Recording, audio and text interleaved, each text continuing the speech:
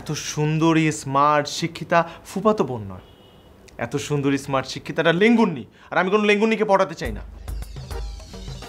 Good morning বাবা। Good morning. কি ব্যাপার, এত সাজগোজ করে কোথায় যাচ্ছিস? ইউনিভার্সিটিতে যাচ্ছি বাবা, ইউনিভার্সিটি। ও আচ্ছা, তো ইউনিভার্সিটি না বন্ধ?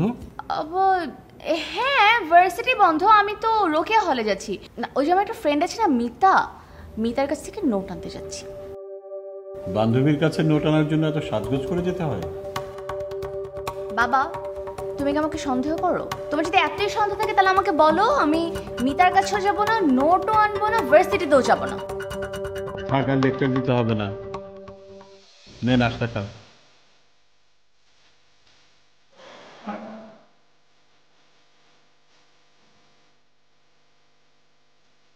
না নাস্তা খাবো না, আগে তুমি আমাকে একটা কথা বলো। এই যে তুমি উঠতে বসতে খেতে ঘুমাতে যে আমাকে সন্দেহ করো, আমি কি আজ পর্যন্ত সন্দেহ করার মতো কিছু করেছি বাবা? এসব নিয়ে আমি এখন আর কোনো কথা বলবো না। এইটা তোমার একটা স্টাইল বুঝছো, ফার্স্টে কোনো কিছু দিয়ে উস্কে দাও তারপর অফ হয়ে যাও, চলবে না বাবা। থাক, চুপচাপ নাস্তা খা। নো, ব্যাপারটা ক্লিয়ার না হওয়া পর্যন্ত আমি কোনো নাস্তা করব না।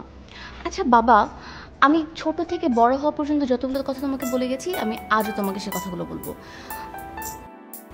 তুমি যে জিনিসগুলো পছন্দ করো না, এগুলো তো আমি কখনোই করিনি। তুমি একটু হলো আমাকে বিশ্বাস করো। এত কথা বললে মিতার কাছে যেতে তোর দেরি হবে। হোক, গেলাম না।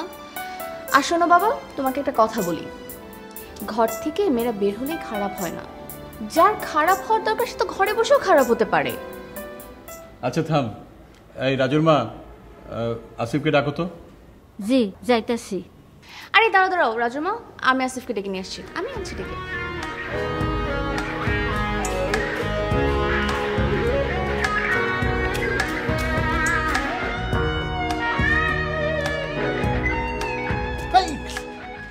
কি রে লেঙ্গুর, কি করিস? এই খোঁচা দিলি কেন?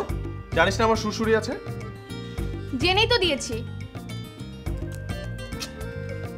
আবার চাকরির জন্য অ্যাপ্লিকেশন? তোর জিন্দেগিতেও চাকরি হবে না। কেন কেন হবে না চাকরি? কারণ তুই একটা লেঙ্গুর, আর লেঙ্গুরতে লেঙ্গুরে এগুলো কি ধরনের শব্দ? লেঙ্গুর মানে কি? লেঙ্গুর হচ্ছে এক প্রকারের বাঁদর। আচ্ছা, কোনো সমস্যা নেই, কিন্তু আমি যদি বান্দর হয়ে থাকি তাহলে তুই বান্দরনি, আর আমি যদি লেঙ্গুর হই তাহলে তুই লেঙ্গুরনি। আমি কেন বান্দরনি হতে যাব? আমি তো অনেক স্মার্ট, আমার মাথায় অনেক ঘিলু আছে। ঘিলু আমার মাথায়ও আছে, নাহলে কোনো MBA পাস করতে পারতাম না। হ্যাঁ, তোর মাথায় যদি ঘিলু থাকতোই না তাহলে তুই এসব চাকরির অ্যাপ্লিকেশন না করে অন্য কিছু ট্রাই করতি। কি ট্রাই করতাম বল শুনি। এই জন্যই তো বললাম তোর ঘিলু নেই, এখানেই তোর সমস্যাটা।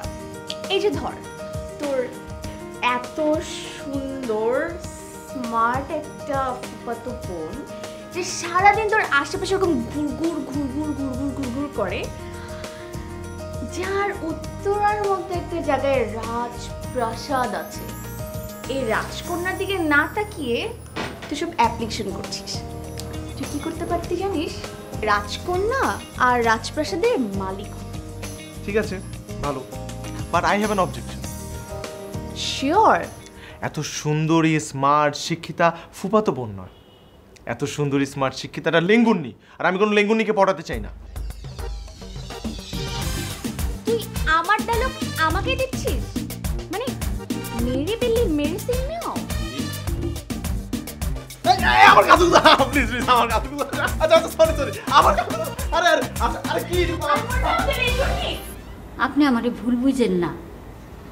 এই বয়সের পোলা মাইয়া গো, একসাথে বেশি মেলামেশা করেন ভালো না। আপনি তারপর শাসন করেন, আপনি মুরব্বী মানুষ, আপনি বুঝেন না।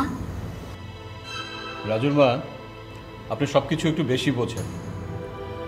আসিফ হলো অর্পর মায়ের ভাইয়ের ছেলে। 7 বছর যখন ওর বয়স ছিল তখন আমি ওকে নিয়ে এসেছি। ওর মা মারা যাওয়ার পর ওর বাবা আবার বিয়ে করে। ওর সৎ মা ওকে আদর করতো না, সেই থেকে আসিফ আমার কাছে, আমার নিজের ছেলের মতো। আর অর্পার আসিফ তো ভাই বোনের মতো বড় হয়েছে। ভাই বোনের মতো? ভাই বোন তো না। থামেন তো, সব কিছু নিয়ে আপনি এত কথা বলেন কেন? এত মাথা কামাতে হবে না।